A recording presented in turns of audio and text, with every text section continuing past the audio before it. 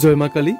তোমরা এখন দেখতে পাচ্ছ আজকে চলে আসলাম বিশালগড় কলকলিয়া স্থিত যে কলকলিয়া রেশন শপ আছে তার পাশ দিয়ে একটা রাস্তা গিয়েছে সোজা, সেদিকে প্রায় 500 মিটার আসার পর এখানে একটি মায়ের মন্দির রয়েছে।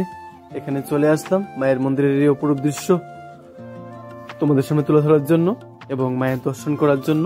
খুব সুন্দর মন্দিরের চারপাশে তোমরা দেখতে পাচ্ছ গ্রাম্য পরিবেশ এবং সবুজে ঘেরা খুব সুন্দর একটা জায়গা। সেই সকল দৃশ্যগুলি তোমাদের সামনে আজকে উপস্থাপন করছি, তোমরা সঙ্গে থাকবে।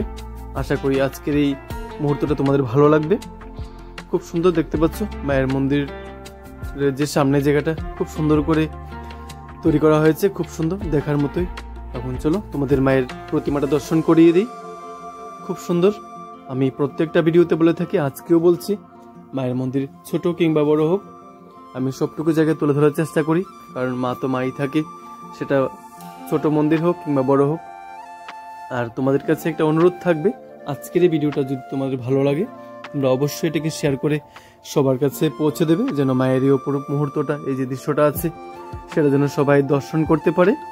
এবং মায়ের মন্দিরের পাশে কিন্তু বাবা ভোলানাথের প্রতীক স্বরূপ যে শিবলিঙ্গটা রয়েছে সেটাও কিন্তু এখানে স্থাপন করা আছে। সেই মুহূর্তটা তোমাদের সঙ্গে শেয়ার করছি, তোমরা সঙ্গে থাকবে।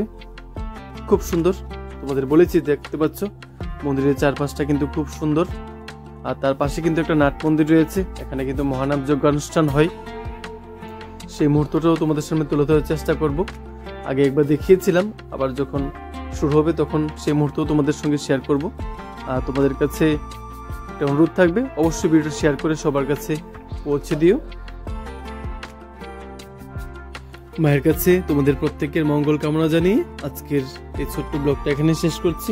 তোমরা সবাই ভালো থেকো, সুস্থ থেকো, এভাবেই ভালোবাসা দিয়ে পাশে থেকো।